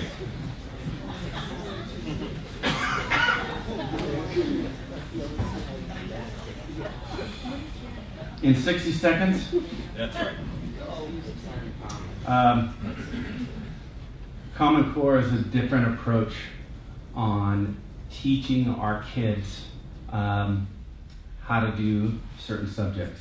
I'm going to use math. It's more conceptual teaching versus procedural. So they need to learn math versus how to do the technical piece of it. We were all taught technical. For years and years, generations, we've been taught technical math. procedural. People didn't learn how to do math. It's in 60 seconds. This is a tough question, so I'll leave it at that. Thank you. Val? It's a different way of thinking. For example, when we went to school, 2 + 2 = 4. And we went with that, it sounded good. Now it's, we're asking students, how many ways can you get to 4? And, some kids might do 3 + 1 is 4. Another kid might do 0 plus, 4 is 4. So we're letting the kids use whatever method is working for them to learn this new math. And if we are going to be competing in the world, we're always behind everybody, this is a different way of thinking for these students. And that's what Common Core provides them. Thanks. Joe? Okay, so to get ready, I actually lined up the old standards and the Common Core standards and crossed off to see what was new, what was gotten rid of. A lot of the standards are the same. The way they're reached are different. The concern I have about Common Core, and you're going to have to fact check me on this, okay? I might say the wrong country. But there was a family, I believe they were from Germany, and they were seeking asylum in the United States, and it had to do with their child's education. And they were denied the ability to come to America, and the reason our country gave, if I remember correctly, is that Germany had a national curriculum that was sufficient. My concern with the Common Core is the federal consolidation of the programs and taking the choice away from our local schools.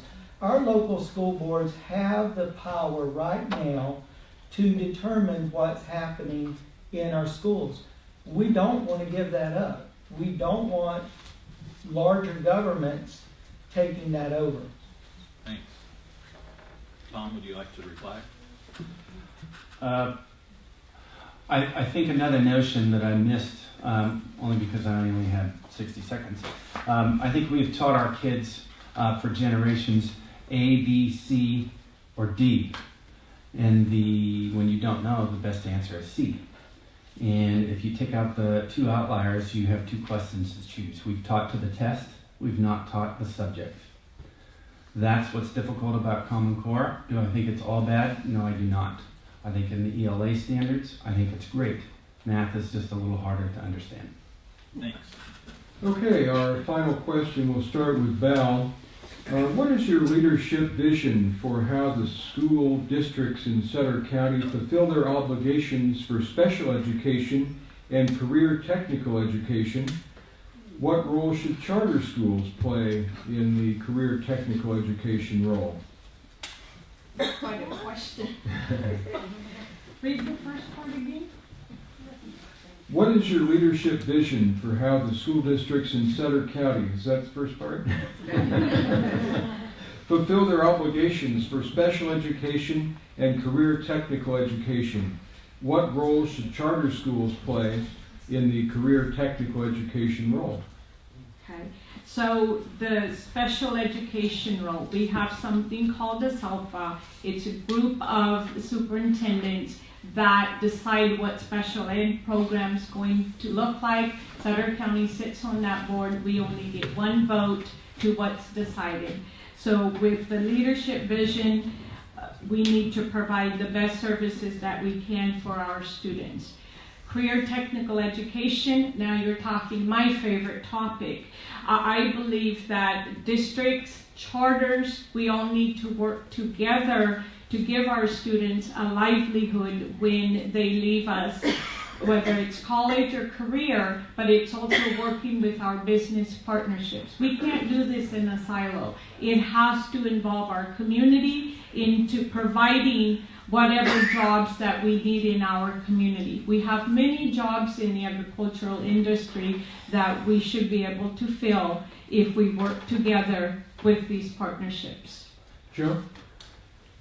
My leadership style is to provide servant leadership, to find out what people need to achieve their best and get it to them so they can do their best. So the question, I think number one for career education, stop cutting the funding. If it's a priority, you'll see money going towards it, not going away from it. That's clear. Number two, SELPA. I sit on the SELPA board, and we do work as a collaborative unit to determine what is needed in our community. I also sit on the advisory committee, the community advisory committee, where I'm able to meet with parents and bring information back to the SELPA on things that are happening. So that has to happen with all stakeholders. The third, what role should charter schools play? Think for a minute this way. Take the word charter school out. They're a learning opportunity for our kids. At a time where career ed's being defunded and a charter school's coming in saying we're all about providing career education, does it make sense to say they're a charter school? We may not want that. I disagree with that. Tom? In regards to special education, that generally is IEP driven, and there are rules and regulations that you have to follow within that. There is a SELPA and a community advisory committee, and with that, you do make those choices, or excuse me, you do deal with funding issues. Special education is very expensive, and we need to serve those kids, those populations appropriately. In terms of CTE, not every kid is going to go to college. We know that. If you cut funding for it, it makes it very difficult to support those programs. And there was a third, charter school. And charter school's choice. I think charter schools have to, they give kids opportunities that maybe don't exist in general public education. Thank you. Val, any further comment? I do. I keep wondering, sitting here, where these gentlemen are saying that career technical education money is going away. It's being funded differently. It's not going away. It used to come to the county. We gave it to our high schools based on how many kids were in the ROP program. With the new funding formula, it went to every single high school in California. It just didn't go to the people that were doing ROP. And so the funding model has changed. The money hasn't gone anywhere. And the state is giving CTE money. There's grants. There's, districts, counties are all working together. So I don't want the public to get a wrong impression that ROP money, CT money is going away. It's not. It's funded differently. Okay.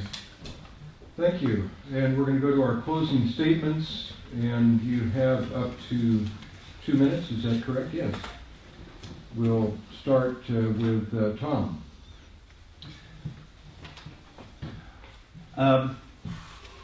People have asked me, why do I want to do this? I started my educational career wanting to make an impact on the lives of kids. Each job that I've had a bigger impact. I think our goal, or our role as K-12 administrators and above, is to create windows of opportunity for kids. Whether they choose to go to college, we want to do everything we can to open that window. Or they choose to go to a trade school. We need to do what we need to do to get them there. If they choose to go to the military, we need to have that window of opportunity open. And if they choose to go to the workforce, we need to have that window of opportunity and have them prepared when they leave. CTE, career technical ed, is costly. Money does come into the county office in a different form. That is correct. Money going to the districts comes in a different form than what it used to. That is correct. But it is not the same amount of money, and there is a funding gap. CTE is the most expensive program to operate. It is very, very expensive. The equipment is very, very expensive. Without the support of the county office, programs are going to suffer, and they're going to go away. So with that, again, my goal in doing this is having a bigger impact on the lives of kids. It's not about a title. It's about kids. Thank you. Mel? I've been doing this job for approximately 2 years. It's not a job for me. This is my passion. To give every student in Sutter County a livelihood. I have brought new programs to Sutter County. Dual enrollment, where high school students can graduate with a high school diploma and an AA degree during their high school years.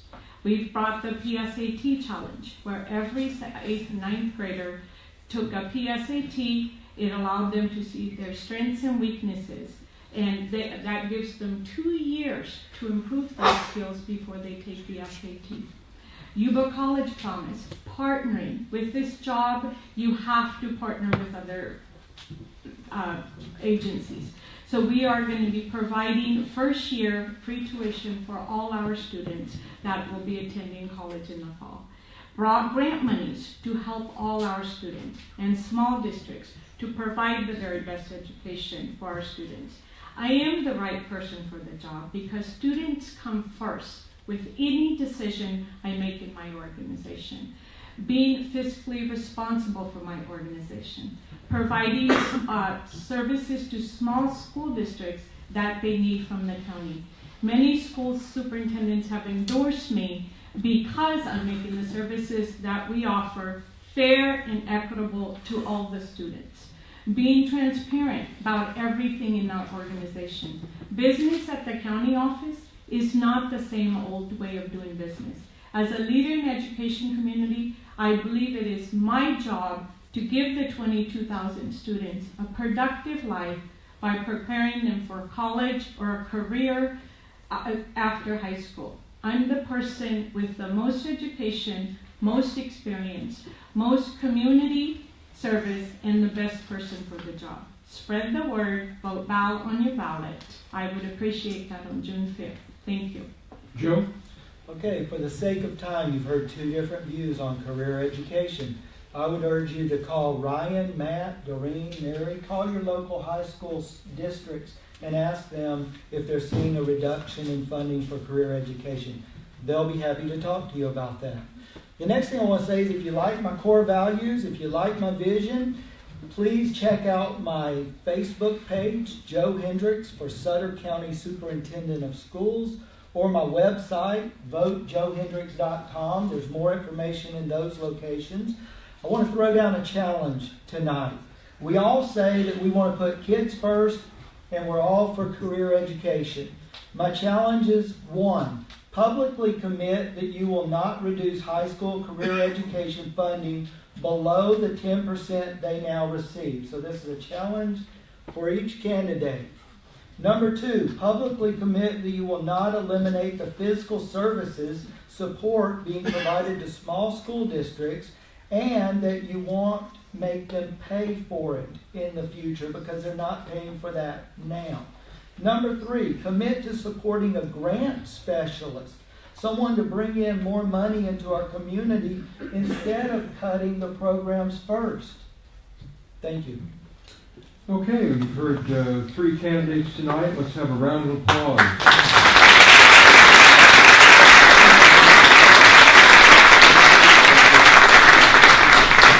Thank you very much. And we'll be back next week in this location for 2 forums, one for Sutter County Sheriff, one for Sutter County DA, and that'll be next Wednesday at 6 o'clock.